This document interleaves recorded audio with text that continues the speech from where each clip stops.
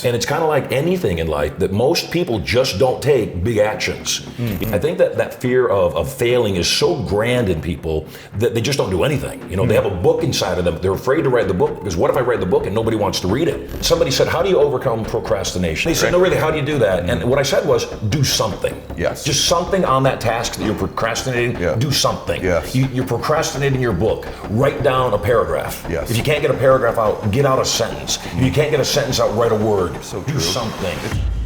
Welcome back to Max Out, everybody. I'm Ed Mylett. Today is going to be interesting. It's probably one of my more difficult introductions because this man's accomplished so many different things. When we talk about maxing out, he's maxed out multiple areas of his life. So let me tell you his name first because it's going to sound familiar to you. The man to my right here is Marshall Sylver. And Hey, Marshall, brother. Great to see you, Ed. great to see you. My pleasure. And thank you for being Been here. too long coming, man. I know. Everyone's been trying to get us together, and we finally connect here today. And in researching you, that's why these intros are so difficult. He is the world's most well-known hypnotist. He's played on all the main stages in Vegas, been on Letterman 5-6 times, all the late night shows, and that's how I knew you, is from back in the day watching you do that. And then he's parlayed that into an incredible career and all kinds of other venues. So I'd call you're an author, you're a speaker, you're a personal development expert. He calls himself a millionaire maker, which he's done many, many times over and over again. I think you're a thought leader. And but he's really a person that can teach you how to influence other people, and because he's so influential. And so you're talking about somebody who's had, an infomercial that's over $100 million. He's had $200 million in sales himself, decided to retire, and then started to have a family. And so my favorite part about you, though, of that entire intro is the most impressive part is the way that you speak about Erica, your wife. My goddess. Your goddess. Yes. Don't you love that, ladies, right? We all wish our men referred to us and thought of us that way. And then Sterling, Maximus, and Prosperity. Yeah, Sterling Sylver. Got to make a point here. Sterling Sylver. Right. Sterling Marshall Sylver, like his father, yet a little more refined. Maximus Marshall Sylver and Prosperity Erica Sylver. It's pretty awesome. It's fun. They're great. And that changed your life because that sort of leads us to today to some extent in that really the birth of Prosperity. Tell them about just your life, a little bit about your background, what you had achieved, and then what the catalyst was to sort of re-engage on this maximum level you've been on now. I was born on a farm in Michigan. We had no running water, we had no electricity, we had no phone. I have 10 siblings, and my mom pretty much raised all the kids on her own because of just fathers coming and going.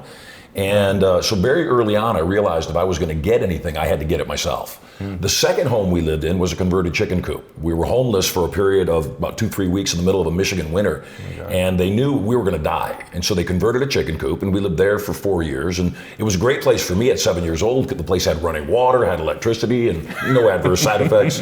But it was great. Used to do magic shows in the barns and build them into haunted houses. How old are you when you're doing magic shows? I started in magic when I was 7. Okay. And then I discovered at 10 that people would pay me to do what I loved. And I thought, oh, this is it. Right. And so I was a professional magician all my young years. Really? Yeah. And so how do you think, I'm curious, because you've talked about this with your own kids too, we're just going to go in and out of different things here.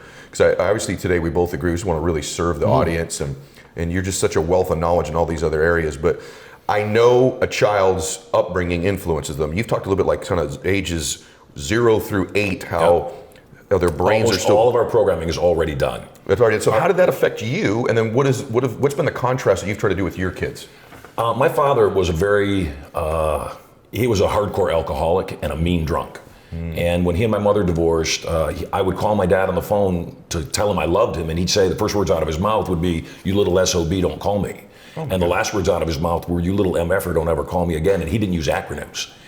And my mother, though, was the polar opposite. My mother was, "Marshall, when you grow up, you're going to be rich, you're going to be famous, and then you're going to take care of me." So she was the person that would drive me to my magic shows. She would sit outside in the driveway when I went in to do somebody's birthday party. And the reason she wouldn't come in, I was 12 years old, the reason she wouldn't come in is she said, "No, you're a professional. Professionals' mothers don't come into the show." Wow. Stuff with your kids comes up in your content a lot. It's interesting to watch before you had your children. And how much it was, obviously, hypnotism was a central part of it. How did you get into hypnotism? In other words, were you hypnotized yourself as sort of some of the trauma from your childhood, or how did that all materialize? Growing up, we were so poor, I would wear my sister's clothes to school. I mean, that's just the way it was. Seriously. And this thong is killing me right now, actually. Some things you get used to. The thing about it is hypnotists came to my high school. And I got up on stage and he flapped his arms up and down and he said, when he said the words "Sonny Boy," I would stand up from my seat in the audience, I'd walk back to the stage, I'd fall on my own butt, I'd roll my pant legs up above my knees, I'd climb on his lap, I'd put my thumb in my own mouth and I'd say, "Sing it again, Daddy." And I remember going back to my seat in the audience, all my peers are there, all the other students are there, and I'm thinking to myself, there is no way in the world I'm gonna do this, not gonna do it. Mm-hmm. And he says the words "Sonny Boy," and I felt like a magnet was pulling me back to the stage. Walk back to the stage, I'm on my butt, rolling up my pant legs, going, I don't need to do this, I'm doing it anyway. Wow. And I get on his lap, I got my thumb in my mouth, "Sing it again, Daddy." And I left and I went home that night and I was thinking, was I actually hypnotized? Or was I just doing what he told me to do? Really? And I thought, what if he had told you to be confident, Marshall? What if he had told you to get off drugs? Because at the time I was smoked pot. Wow. And I said, what if he had told you to go out and be a multi-millionaire? And you did it just because he told you to do it, and because he told you you could, you knew that you would. Oh my God. And it profoundly impacted me. At 17 years old, I had done some research and I hypnotized my first subject. It was a woman that I was in love with, except as a young man, I wasn't smart enough to stay out of the friend zone. So I was her best friend and I counseled her whenever she broke up with her other boyfriends. And I hypnotized her. She was my very first subject. And after I hypnotized her, she wouldn't leave me alone. I mean, just was all over me, would not leave me alone. So I kind of got hooked on hypnosis there. But I hypnotized 2 more people with great success. And then the next 3 people I hypnotized didn't respond well. Okay. And so I didn't really understand it. I kind of thought I'd lost my mojo. Yeah. And then years later, I was attempting to figure out what I wanted for my life, not just for my job. I wanted to know what my life was going to be. And so from 21 till 23, I went through 8 jobs and 8 apartments in 2 years. It got to the point where my own family wouldn't help me move. Wow. And I had been doing some temporary DJ work with this other guy. We were getting paid $250 for 4 hours worth of work each. Okay. And one day he's not showing up anymore. And I gave him a call. I said, "Dude, what are you doing?" He said, "I became a stage hypnotist." I said, "Really? How'd that happen?" He told me, "I went and studied with this guy." I said, "How's it working out?" He said, "Well, I don't work 4 hours for $250. I work 1 hour for $2,500. And I went, "That's for me." Yeah. And so I found the guy. I went to study with him, a 5-day course, 10 hours a day. Okay. And when I went to study with him, I sat with him, and in the first half of the day, this is the best in the world. Okay. In the first half of the day, I said, I know this stuff already. If this is what it is, I was on the right path. Wow. And so I was up in LA. I left LA. I drove back down to San Diego where I lived. The next morning, cold called on this nightclub chain called Carlos Murphy's. Yes. And I cold called at Carlos Murphy's and went in the next morning and talked to their entertainment director. The moment I walked through the door, he said, "Oh my God, I've been looking all over for you. You're hypnotist Marshall Sylver." Well, he hadn't been looking for me because I didn't have a hypnotic show yet. Okay. But he booked the show 4 nights a week. The show that I didn't have, he booked it 4 nights a week. Come on. I got back in my car, drove back up to LA to walk into the second half of the second day. The teacher's this guy named Gil Boyne, and I always called him Yoda because he looked just like Yoda. Okay. And he's cursing me out as I'm walking through the door. "You have no discipline, you don't follow through, you come in late, you left early, what do you have to say for yourself?" And I said, "Gil, I was so inspired yesterday. I left your class in the afternoon. I cold called this group in the morning. I just booked the show that I don't even have formed yet 4 nights a week." And without missing a beat, he says, "And he's the exact reason people succeed in this business." And crazy. It was great. And as they say, I've never looked back. It's just been an amazing ride. What, so you had this sort of flip switch in you where you took massive action, though. Yes, right? absolutely. That's been there. What is hypnotism? So we say this word, I think we're all listening. What happens when I'm being hypnotized, and why is that relevant to personal development, peak performance, thinking, etc.? It's not enough to learn a skill set. You've got to become someone new. So kind of like in the area of wealth, I tell people, it starts with you acknowledging that you are a multi-millionaire, even if the money has not yet been deposited in your bank account. I don't know what your upbringing was. I don't know, how your youth was. We were dirt poor. So in the time that I was searching for Kraft macaroni and cheese money in the couch and the kid that lived in the house with no running water, during those times, I was a multi-millionaire whose money had not yet been deposited in my bank account. And I think what hypnosis does so powerfully, it takes us from the place of, gosh, I sure hope so, to a place of certainty. I think that fear of failing is so grand in people that they just don't do anything. They have a book inside of them. They're afraid to write the book because what if I write the book and nobody wants to read it? Then I'm a failure. As long as I don't write the book, I could have written a book that was a bestseller. Yes. And it's kind of like anything in life that most people just don't take big actions. You and Tony Robbins are great friends, and I share the stage with him on a lot of occasions. Yeah. And, Tony works a lot. That guy works a lot. And I got to tell you, I don't like working that much. Right. I mean, I love my work. I don't work at all. I love what I do. Yes. Except I really love this kind of time, at our beach house with my kids and my wife. I really like that. Yep. And so years ago, I mentioned previously, I went into retirement. My babies were born at home in the bathtub via hypnosis. Yes. No drugs, no doctors, no pain. And when I caught Sterling in my hands in the bathtub and I cut his umbilical cord and made his perfect little belly button, I thought the moment I saw it in his eyes, I said, I'm retiring. I'm done. I've made a couple $100 million. I've lived this amazing life. I'm done. Right. And then Maximus was born, and I caught him in the tub and made his belly button. And I'm looking into his eyes and going, yeah, boys, just the two of us and mommy. We're going to travel all over the world. It's going to be great. And then my daughter Prosperity was born, and I caught her in my hands. In fact, we live streamed Prosperity's birth because we wanted women to see that they have an option. Wow. My wife was wearing a bikini top, and we were in the tub, so shooting above the tub. I was topless, though. You got to have ratings. You need ratings. So I caught Prosperity in my hands, and it was instantaneous. The moment I looked at my daughter, I don't know whether it was my upbringing. My mother raised her sons to be chivalrous, to take care of women. You hold the door open for women. You do whatever you need to do to make their lives better. And so for me, with my boys, I knew I was going to train them to take care of themselves. With my daughter, though, the moment I looked into her eyes, I said, little girls are really expensive. I should get back to work. I really do. That was the shift to go back to work. It was, and I didn't know what it was when she was born. I just knew I wasn't done yet. I think what it was I never wanted my daughter to be impressed by anything your son has.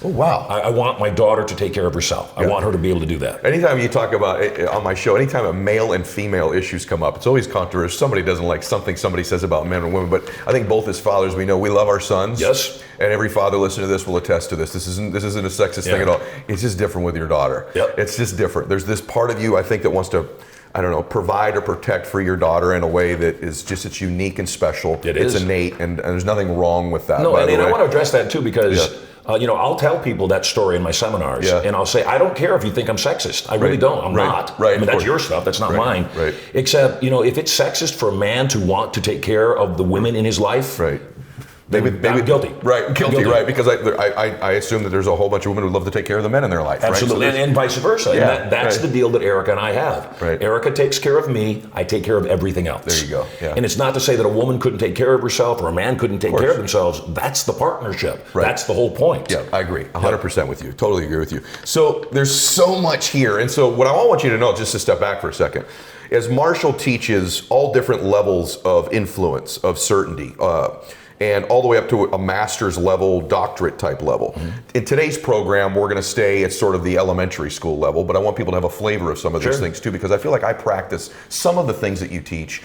And there's little things you did earlier. For those of you that are listening to this audio-wise, when he was referencing earlier, so the story when he met Erica, there were some gestures you made with your hands that were suggestions. Right. What can you tell everybody? I just want to take a term and you explain to them what it is. What's an embedded command? An embedded command, there's a number of different types of embedded commands. There's geographical embedded commands, which means an object will expand to fill the space that it enters. What do you mean by that? I'll give you an example. Yep. This is perfect. So I say to you something like, delicious, refreshing, satisfying.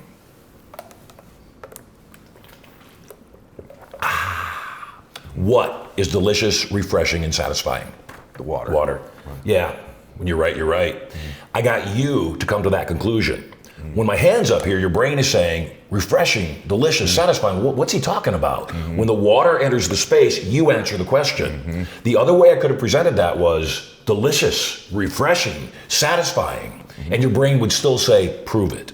It's kind of like if I'm standing on stage and I'm talking about characteristics and I'm pointing at a space. There was this man, I met him years ago. He was amazing. He was intelligent. Anything he was selling, I determined I was buying. And then I step into that space, I take on those attributes. Whereas if I said that about myself, people would resist it. If I say it about this imaginary guy and then step into his space, I take on those attributes. So that's a geographical embedded command. A direct embedded command would be something like me saying to my kids, of course you can't now eat your peas. You're not old enough. That's a direct command to now eat your peas. This is the stuff that when you watch people that are professionals at these things, it's seamless and you don't notice them. But the great influencers that I know have some level of understanding all the way up to that doctorate level of how to communicate effectively, how to transfer certainty to people. And so one of the things you talk about that I love is how important it is not only to have certainty in your life about yourself, but in terms of selling. There's a lot of people here. In fact, everyone listening to this sells. Yep. If there's a mother listening to this, she's selling her children on getting up on time in the morning, or getting to school on time, or being good, moral people in society. Whatever it is, everything is persuasion in life. Absolutely. And so you talk an awful lot about, in the selling space though, product-wise, how important it is to work on and acquire certainty yourself about your product. Speak to that. Yeah, when you believe in what you're selling, you have a moral and ethical obligation to sell it. And I am a salesperson. It is what I do. I sell people on knowing, being certain in their lives.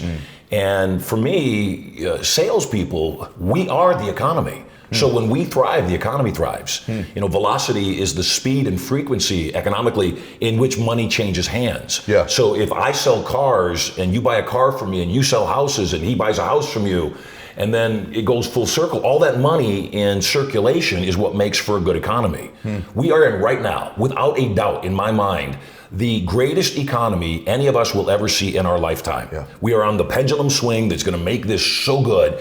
And I'm excited about that. You know, anywhere you go, I see it at our seminars. Our seminars have record numbers of people in them. I see it on, you know, the car lots. They're busier than ever. Go to a mall on a weekend. So let me ask you a question.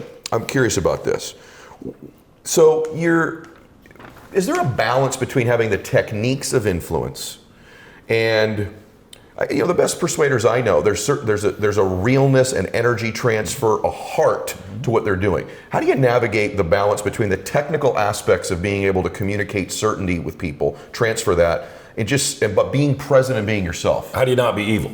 Okay. Is that what you're asking? Okay, sure. That's what it it sounds that's a better like. way to say it. Sure.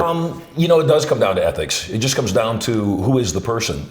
There are ethical people that don't know how to sell. There are unethical people that don't know how to sell. There are ethical people that know how to influence. There are unethical people that know how to influence. At the end of the day, for me at least, I got to sleep with myself. You know, I've got to be able to know that I did good. Yeah. And at the end of the day, that's my legacy. No amount of money, no amount of anything will matter. You know, somebody watching this might say, well, you hypnotized your wife. She could have come out of trance anytime. She could have decided I wasn't for her at any time. In fact, one of the things with Erica that we did that is a part of my life is a lot of times in relationship, people will send their representative to the first few dates. They'll send the person on their very best behavior. So you have two people who have sent their representatives. The representatives fall in love. And then pretty soon the representatives get tired of showing up. Oh my gosh, that's profoundly true. Yeah, and so for me, I decided that I would do something I had never done ever in my history with anybody. I decided to be 100% honest with Erica, zero secrets. Tell her the things that I thought would make her run away. And I did, and she didn't run away. And so the more I told her, the more she knew everything and was still in love with me. I realized she was in love with me.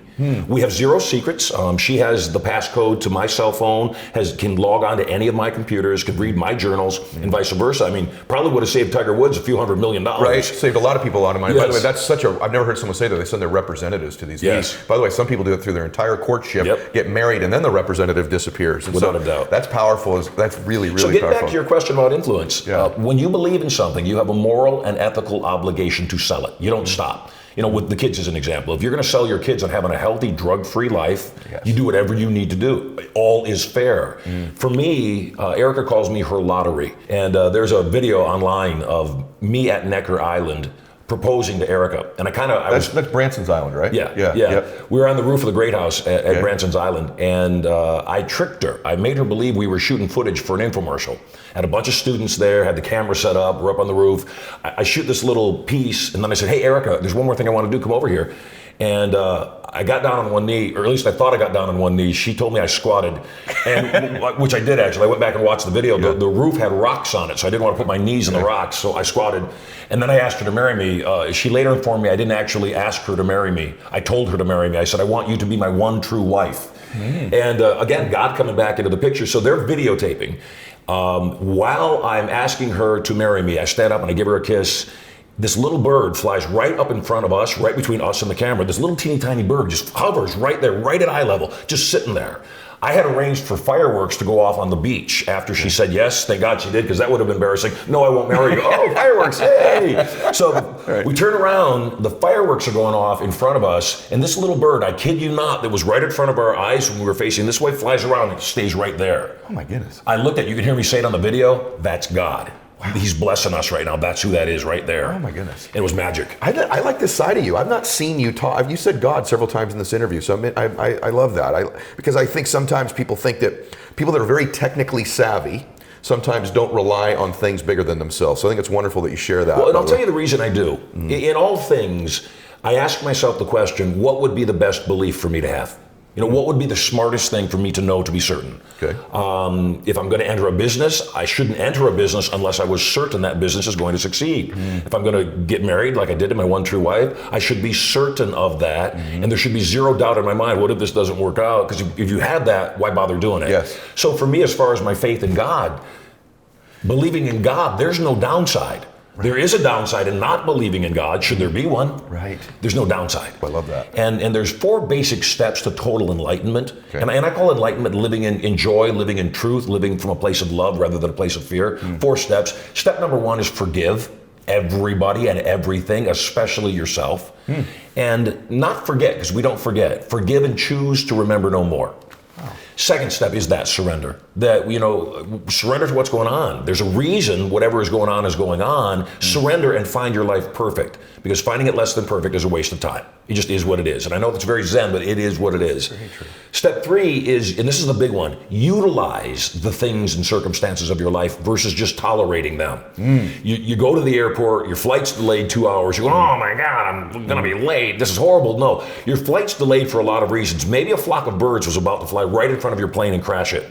Maybe, and this is what I always do, anytime there's a delay, I look around and go, who am I supposed to meet? Love it. Who am I supposed to talk to? Love you know, what's great about this? Love it. And every area of our life is like that. Yes. You know, again, I tell people Erica is my one true wife. Some troll was online and they were trolling me, oh, that idiot's been married 3 times. And I'm thinking, being divorced twice, I'm thinking, how many times are you supposed to divorce? You know, what's the right number of times to be married? Right. Till you get it right. Right. Till you do it right. Right. And I am so glad that I was married, especially the second wife that was so bad, because I would never know the gift that Erica is. Wow, that's I am glad that I was born poor. I made millions of dollars, was foolish, lost it all, made millions of dollars again, married the wrong person, lost it all. Made millions of dollars again, met Erica. The economy took a big dip down, you know, over the last 10 years, and got to a point where my wife said, I don't care, I love you. And I look back on that and I realized for me what that was, my wife met me when I was rolling, you know, when I had a lot of money. And we had 2 kids, and then it wasn't quite so easy. And it was really hard for a little while there because I had so much real estate holdings that were leveraged. And for her to tell me, I don't need this, honey, I love you.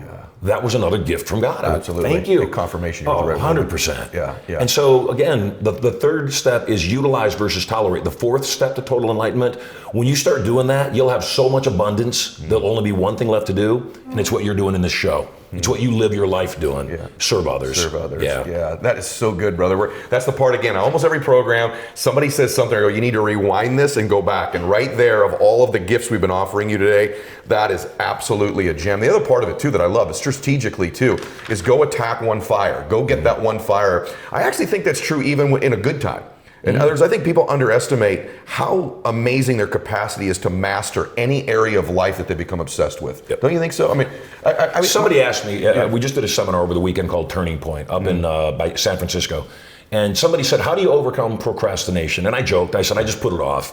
And they said, no, really, how do you do that? And what I said was, do something. Yes. Just something on that task that you're procrastinating, do something. Yes. You're procrastinating your book, write down a paragraph. Yes. If you can't get a paragraph out, get out a sentence. If you can't get a sentence out, write a word. So do true. something. It's so true. I got to tell you, the more I've studied the people on my show, and even lately, I've been in this state where I've been sort of observing myself a little more than I normally have.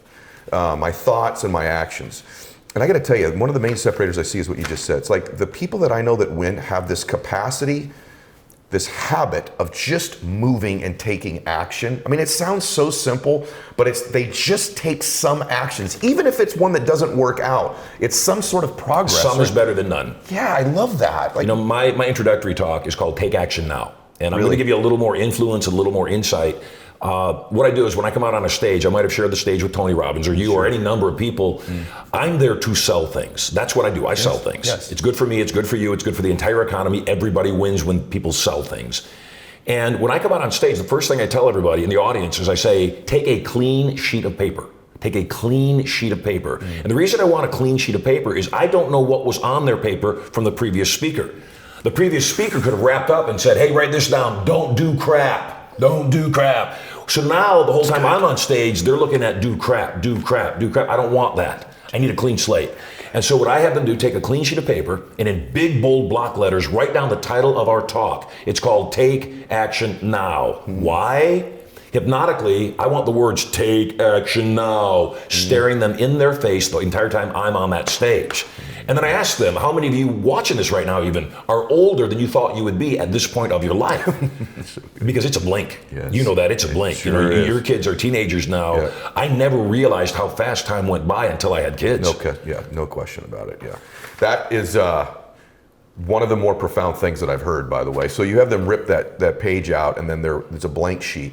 So what does that look like though? I know we don't have too much more time yet, but I want to make sure that we're serving people. One of the things you do better than anyone I've ever observed, because I notice it because I'm decent at it, is you frame well.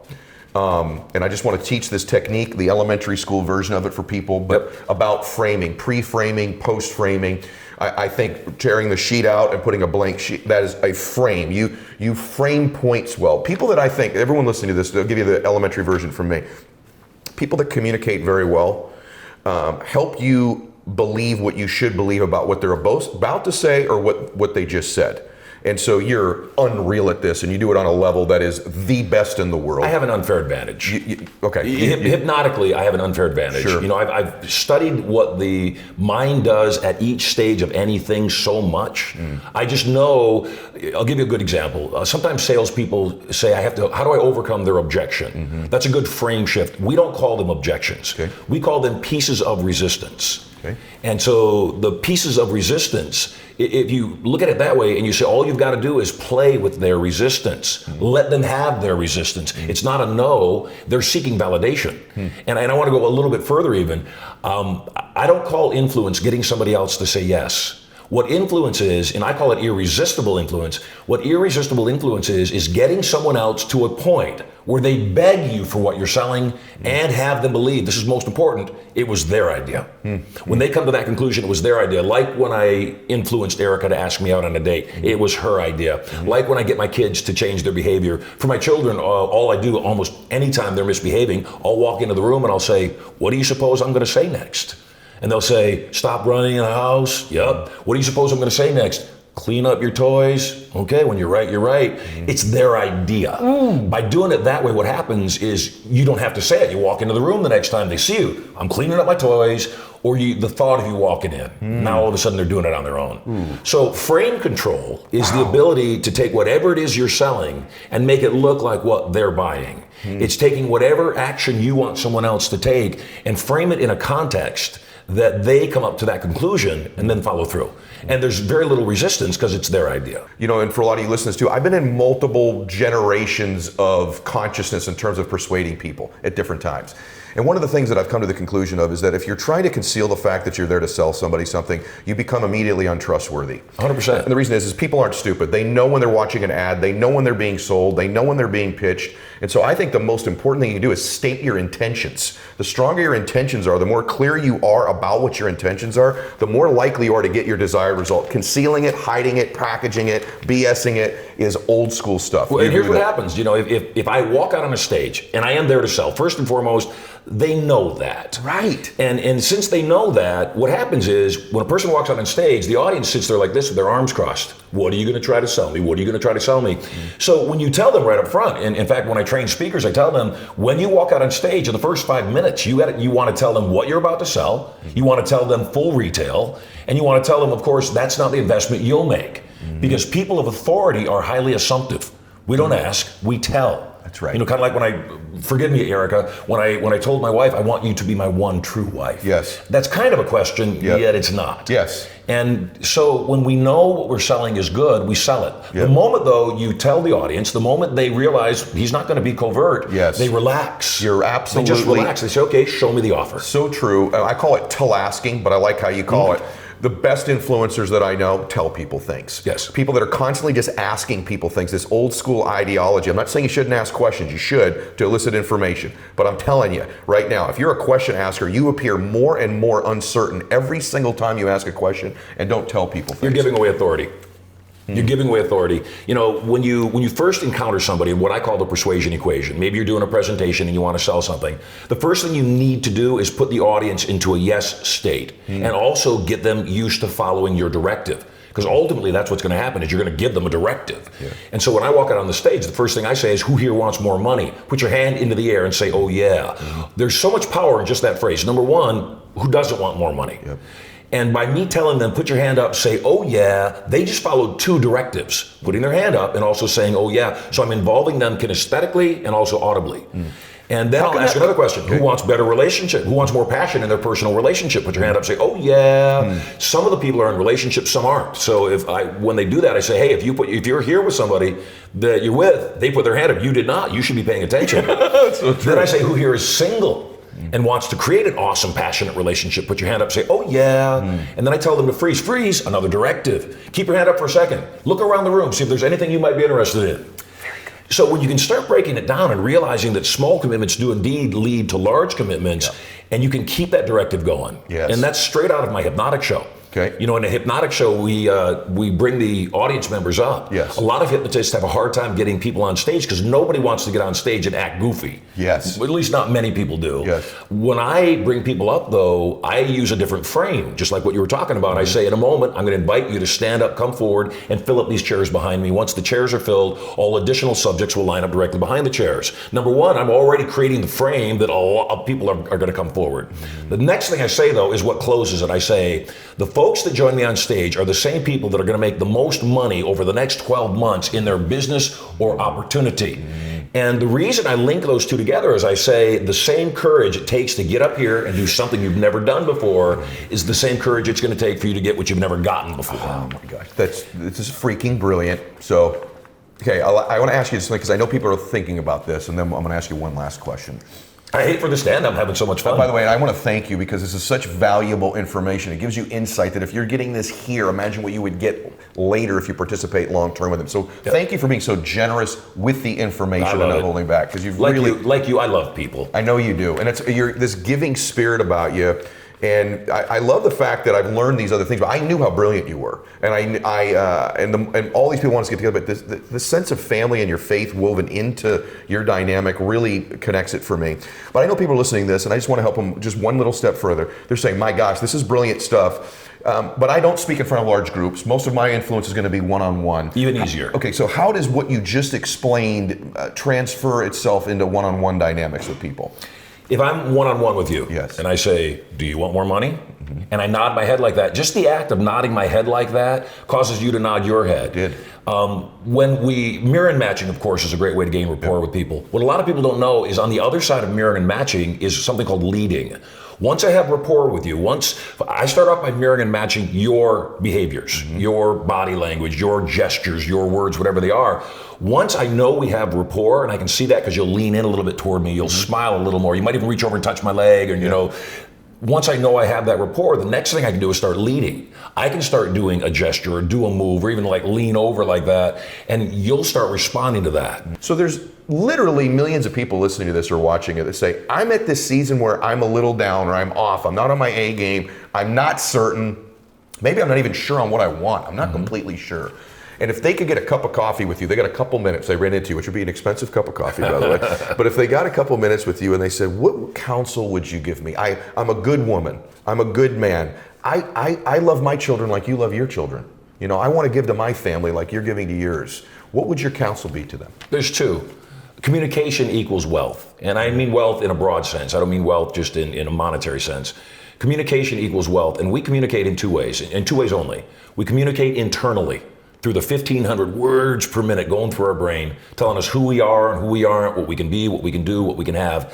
The other way we communicate is to other people. Everything that we want in our lives that we don't have, we're going to get from other people. So number one, you got to fall in love, genuinely fall in love with people. You don't have to like people all the time. Sometimes people aren't likable. You got to love them at the core though. And then you must learn the skills of irresistible influence. You've got to learn how to communicate to other people in such a way they would be inspired to want to give you what you want or carry you on their shoulders to wherever you're going. And again, one of the things that we do with our kids, and we have all these strategies and techniques, is if the kid is throwing a fit, first thing we say is, "Are you hurt?" Because if they're hurt, scream away, whatever it takes. Except that they say they aren't hurt. The next things we say are, "Use your words." Use your words. And if people would just use their words and ask for what they want, it would be easier. It's that, again, I don't care if you call me sexist. It's that woman who really does just want her man to take care of her. That's what I want. Yeah. Honey, I want to take care of the kids. Will you take care of us? Be my honor. It would be my honor. It's the woman that doesn't want to be taken care of. That says, no, I don't want that. I'd like to have this. Or it's the guy that has given up on wanting what he really wants because he's afraid he'll never get it, and that hurts. And so they settle into a mediocre life, just barely getting by and paying their bills.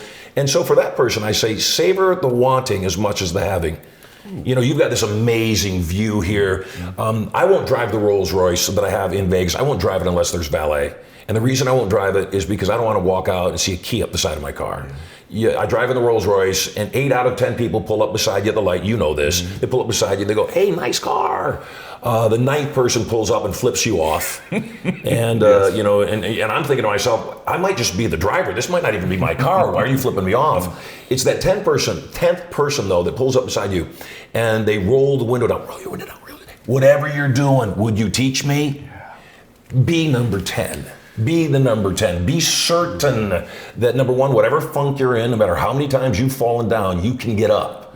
Number 2, realize it's knowledge that's going to get you up. Those that think govern those that labor. You got to learn. You got to do exactly what this show does. You got to hack. You got to hack other people's systems and processes and say, okay, again, the reason I reveal everything, all the challenges that I've gone through, being attacked by the government, going through 2 marriages that weren't the right marriages, having a fortune, losing a fortune, having a fortune, losing a fortune, is ultimately everything's temporary. And I think that's the thing that will give peace to people.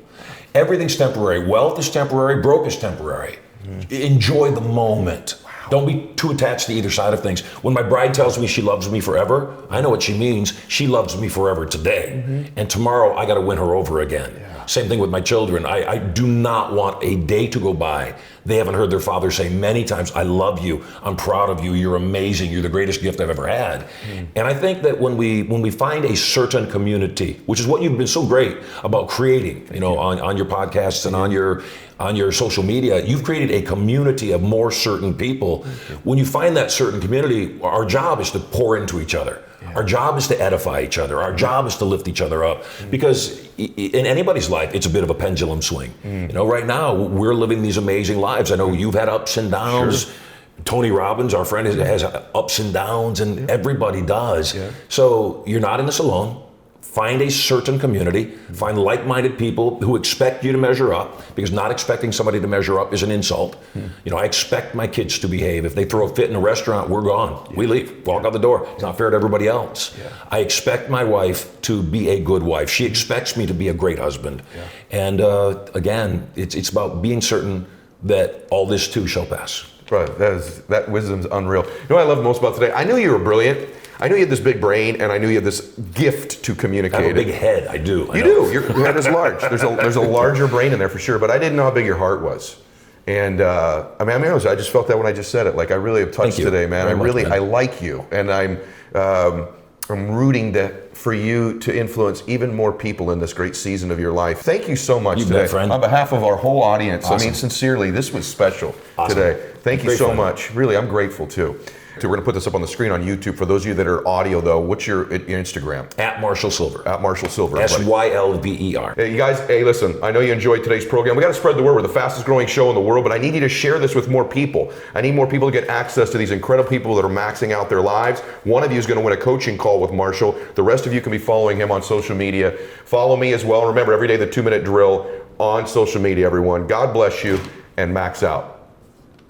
Hey guys, thanks for sticking around. If you'd like more, click the videos right here. They're exactly what you need to see next. And if you're new here, hit subscribe and become a part of the Max Out community. And tell me what you think about the videos in the comments below. I read all of them every week, and I select winners that get all kinds of prizes, gear, coaching calls with me. Make a comment.